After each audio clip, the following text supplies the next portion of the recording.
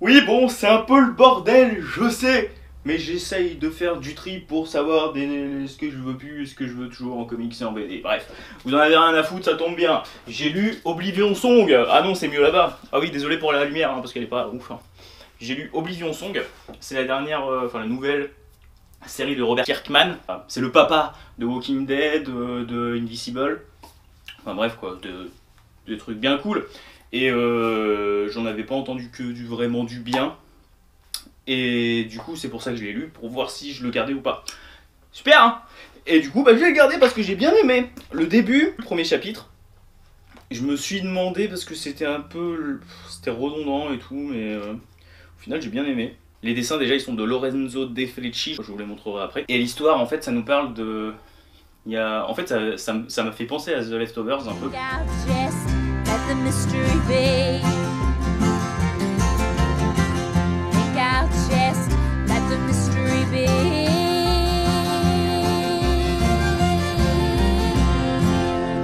Mais c'est The Leftovers en plus apocalyptique parce que en gros il y a des personnes, en fait ils ont disparu et à la place de ces personnes il y a des créatures, mais des monstres en gros qui sont apparus dans leur ville. La personne qui est là, c'est le personnage principal du truc qui s'appelle Nathan et en fait c'est un chercheur on va dire et il essaye de trouver un moyen, enfin ils ont trouvé un moyen pour ramener les personnes justement qui sont... Oui, ça fait ça c'est 10 ans après en fait, 10 ans après que ça se soit passé, le fait que des gens aient disparu comme ça, comme volatilisés, et qu'ils soient allés dans ce monde qui s'appelle l'Oblivion. Et lui, il va essayer par tous les moyens, enfin je sais pas tous les moyens, mais il va essayer en gros de faire en sorte que les personnes qui sont parties dans l'Oblivion reviennent dans notre monde. Même si ils ont pas vraiment envie. En fait, au début, il s'en fout de savoir s'ils ont envie ou pas, parce que pour lui, vu que le monde il est vraiment apocalyptique là-bas, il se dit qu'ils ont forcément envie.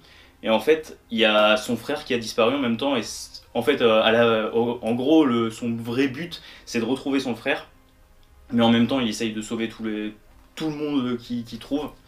Ah oui, et il y a aussi le FBI ou un truc comme ça, qui, en fait, c'est pas qu'il est contre le fait qu'il fasse ça, mais c'est qu'ils veulent pas l'aider et ils sont à moitié contre en fait, mais pas vraiment. Mais c'est vraiment sympa. Je savais pas trop à quoi m'attendre, parce qu'il y en a plein qui me disaient que c'était ouais, bof, ils s'attendaient à quelque chose de mieux, mais moi je m'attendais... J'avais aucune attente en fait par rapport à ça, du coup j'ai pas été déçu. Et au contraire, j'ai été assez surpris. C'était vraiment cool. Par contre, ouais, les dessins, ils sont pas toujours beaux. Hein. C'est pas... Bon, après, je dis ils sont pas toujours beaux. Certes, c'est vu qu'il y a des trucs qui sont faits pour être dégueulasses, c'est normal que ce soit pas beau. Mais je parle pas beau dans ce sens-là. Parce que beau dans ce sens-là, genre Oink, j'en avais parlé dans la vidéo que je vous ai mis là-haut, là, en fiche. Les dessins sont magnifiques. Mais pourtant, l'ambiance, le tout, il est dégueulasse. Là, l'ambiance et tout, c'est fait pour être dégueulasse, mais les dessins, des fois, ils sont pas beaux. Enfin bref. Je vais vous montrer à quoi ça ressemble, du coup. Alors, je vais vous montrer les dessins un peu dégueulasses. D'ailleurs, le début, j'ai été obligé de refeuilleter genre 4 fois les premières pages pour me dire hein, qu'est-ce qui se passe là? Quoi? L'autre il lui tire dessus et on le voit plus après? Quoi? Hein? Bon après, je me suis mis dans l'optique aussi quand j'ai commencé à lire que... Je sais pas comment dire, mais genre en gros je pensais que... Enfin je savais pas si... Dès le début en fait on voit un monstre et on aurait dit que le mec quand il tirait dessus, bah, il avait transformé en monstre, mais pas du tout. Enfin bref. Mais regardez, là déjà, enfin c'est... Ouais, là encore ça passe. Mais des fois il y a des genre les visages surtout. Les visages quand ils sont très près ça va. Mais de loin, mais c'est tellement moche des fois. Ouais, là. Cette case déjà, cette case par exemple. Ne me dites pas qu'elle est belle. Il n'y a aucun détail, Et au-delà de ça, il y a des trucs genre comme ça. Qui sont vraiment cool. Et genre, il est où ce truc? Genre là, cette planche, mais moi je la trouve magnifique.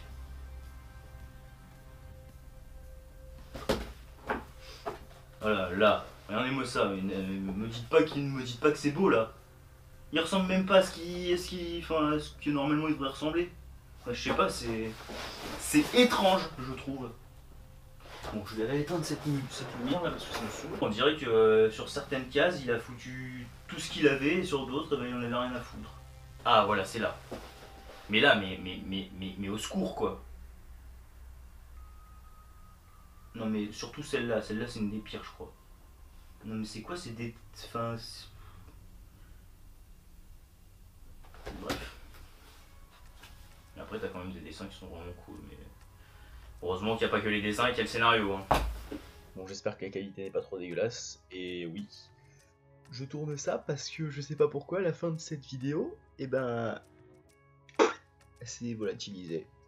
Du coup, je disais que c'était cool, malgré les dessins qui sont pas toujours super, et c'est publié chez Delcourt en France, et sinon c'est du Image Comics avec Skybound. Voilà. Sortons le mouton de la bergerie, car j'ai lu... Ether. Quel est le rapport? Oui, j'adore les tomates. Du coup, Ether, c'est à 10 €, c'est chez Urban Comics, c'est du Dark Horse à la base. Et c'est un peu trop coloré pour moi, et quand je l'ai acheté, je pensais que c'était un one shot. Du coup, je suis un petit peu dégoûté parce que voilà, je disais, c'est du Matt Kindt et c'est David Rubin au dessin. Et en fait, c'est l'histoire de Boone Diaz. C'est lui, Boone Diaz, qui est une sorte de chercheur qui oscille entre notre monde, notre réalité et le monde de l'éther. Le monde de l'éther, c'est un monde magique où il y a plein de bestioles. Genre, il y a des singes qui parlent, il y a des balles magiques. Enfin, bref, et en fait, il y va depuis longtemps. Et là, il est appelé là-bas par des personnes, par une personne surtout qui s'appelle Gloom. Gloom, c'est le gardien de l'éther, on va dire. C'est celui qui fait passer en gros du monde réel à l'éther et vice versa. Et c'est un gorille qui parle, je vous montrerai après. Et en gros, il y a dans un phare, la flamme qui fait le phare, c'est une personne et elle s'est fait tuer par quelqu'un, par une balle magique. Et lui, il va devoir essayer de résoudre le mystère, de savoir qui c'est qui l'a tué, ou qui c'est qui l'a fait tuer. Et ça va pas être si simple que ça, on voit que ça va pas être si simple que ça au fur et à mesure du truc. Et par contre, il y a des trucs dedans que j'ai trouvé un peu bizarres, enfin, genre il y a certaines incohérences parce que en gros, quand tu passes une semaine dans l'éther, c'est comme s'il y avait un an qui passait dans notre réalité. Sauf que un moment, justement, il sort de l'éther, le lendemain il y retourne, et il s'est passé un jour dans l'éther. Du coup, si normalement une semaine dans l'éther équivaut à un an dans notre réalité, logiquement, un jour dans notre réalité, ça n'équivaut pas à un jour dans l'éther. Du coup, c'est... Enfin voilà. Ça déjà, je trouvais ça bizarre. Et j'étais assez sceptique quand j'ai lu déjà les dessins. Les dessins sont pas mal, mais c'est vraiment trop coloré pour moi. Et sinon, ouais, après, il y avait un peu d'humour dedans, c'est assez barré. Et c'est quand même assez adulte aussi. Je vais vous montrer à quoi ça ressemble.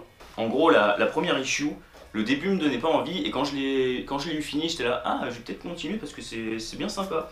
Et bah, au final, je sais pas, je pense pas que je continuerai, même si c'était sympa, mais bon. Voilà, c'est lui le sage en question, qui est le gardien. Et en fait, il va passer tout le tome, en tout cas ce premier tome, avec lui. Parce que c'est un des...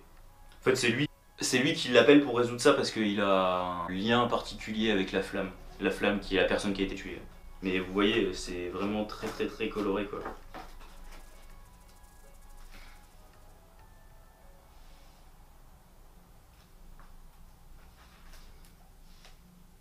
Oui, il y a des fées, il y a de la magie.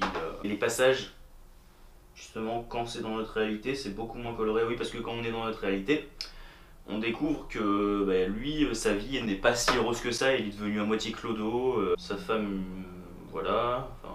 Mais du coup, si vous aimez les trucs fantastiques, science-fiction, et un peu thriller policier, vu qu'il y a le meurtre et qu'il essaye de résoudre, bah, je pense que ça peut vous plaire, surtout si ce que vous avez vu en dessin vous plaît, ça peut fortement vous plaire, parce que au-delà de ça, au-delà de ce que j'ai dit, c'était quand même, enfin, moi j'ai quand même bien aimé, mais sans plus quoi. Et, vous voyez ça, Seven to Eternity. Il y a tout le monde qui se branle dessus là. Bah pas moi. Je trouve ça chiant, mais chiant comme la mort. Je vais pas vous dire de quoi ça parle, parce qu'en fait, je l'ai commencé, il est sorti quand? Chez Urban, je parle. Enfin, déjà, quand il est sorti en VO, j'avais le premier tome. J'ai lu les 2 premières pages. Ça m'a fait chier, mais vraiment. J'étais, au début, quand je l'ai lu, je me suis dit bon, c'est peut-être parce que c'est en VO, du coup, je retenterai en VF parce que tout le monde, dit que c'est trop bien quoi. Déjà, l'issue VO, je ne l'ai plus parce que, si je l'ai encore, elle est en bas, mais bon, elle est en la pisse parce que mes connards de chats ont pissé dessus. C'est génial! Et là, en gros, j'ai lu les 2 premiers chapitres. En fait, j'ai lu les 2 premiers chapitres. Ah ouais, ça fait presque un an quand même! Ah bah putain! Enfin, un petit peu moins d'un an du coup, ça doit faire 8 mois à peu près, 8-7 mois que j'ai lu les 2 premiers chapitres. Quand je les ai lus, je me suis bien fait chier. C'est pour ça que je n'ai pas continué. Là, je me suis dit, bon, on va se faire violence, on va essayer de finir le truc pour en parler et tout. Ah bah, j'ai commencé à lire le 3e. Ah bah, j'ai pas fini et je le finirai pas parce que ça me fait chier, voilà. Clairement. Alors, c'est Rick Remender au scénario. Rick Remender, pourtant j'aime beaucoup ce qu'il fait d'habitude, genre Deadly Class c'est génial, le Devolution qu'il a fait, mis à part le dernier chapitre qui m'a laissé dubitatif, j'ai bien aimé. Il a fait d'autres trucs que j'ai bien aimé quoi, mais là, putain, mais... Par contre, les dessins sont vraiment magnifiques, ça je l'accorde, les dessins, mais ils sont... C'est Jérôme Opeña qui est dessus, et ils sont vraiment, putain, waouh! Tu pourrais te branler dessus tellement c'est magnifique quoi. Mais du coup oui, je vais pas vous dire vraiment de quoi ça parle parce que je me rappelle moyennement de quoi ça parle. Mais je sais que c'est dans un monde où technologie et magie sont mêlées. C'est peuplé, le monde en question, il est peuplé de personnages surnaturels. Si vous voulez, je peux vous lire ce qu'il y a écrit derrière. Hein. Je sais pas si, voilà. En gros, il est le maître des murmures qui promet à quiconque qui l'écoutera d'exaucer son vœu le plus cher. Mais il faut pour ça qu'il lui donne ses 5 sens. Et il y a une personne qui va être contre lui, on va dire, quoi, qui va pas se plier à ses volontés, voilà. Bref, on s'en fout. Je vais vous montrer à quoi ressemble, vous allez voir à quel point c'est magnifique.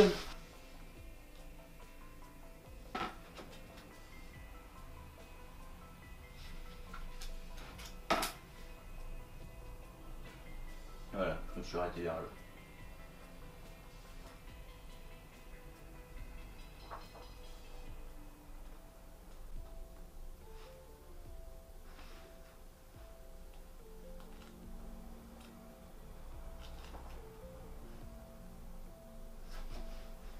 Voilà quoi.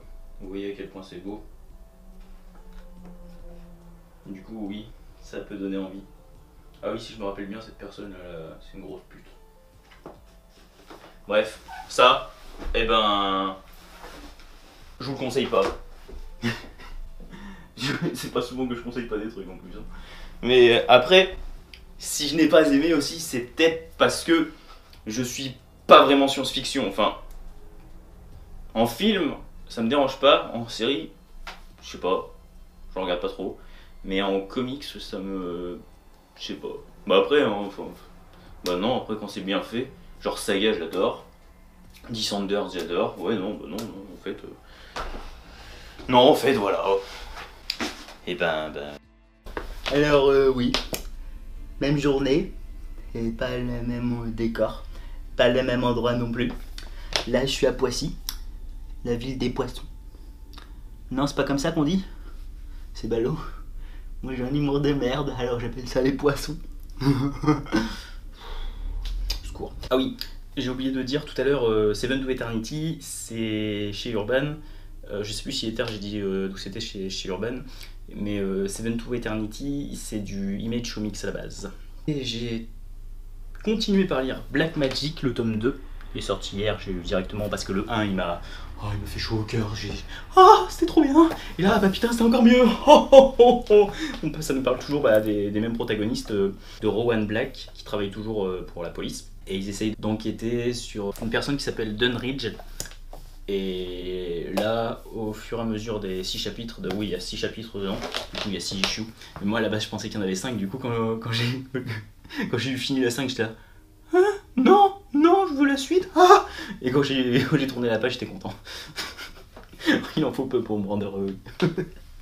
Il y a des nouvelles questions qu'on se pose par rapport au premier tome, mais il y a aussi des révélations. On y voit toujours sa copine Alexandra, elle est toujours avec son même équipier. Ça va peut-être pas durer ça, faut le lire pour comprendre. On y voit son chat qui a des pouvoir, on apprend. Enfin bref, c'est génial, c'est toujours aussi magnifique. Les dessins de Nicolas Scott sont, putain, mais c'est du noir et blanc avec un chouïa de couleur, mais juste quand il faut, et ça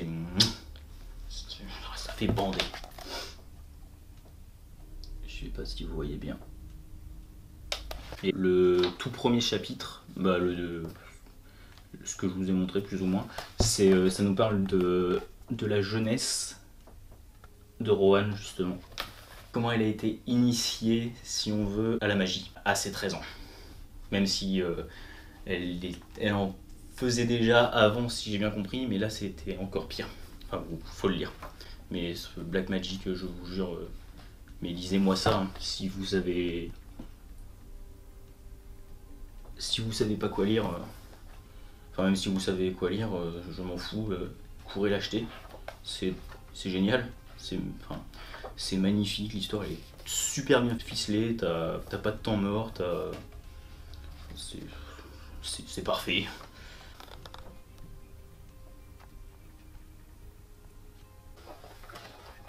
Je sais pas si on verra très bien à la caméra, mais c'est voilà, c'est...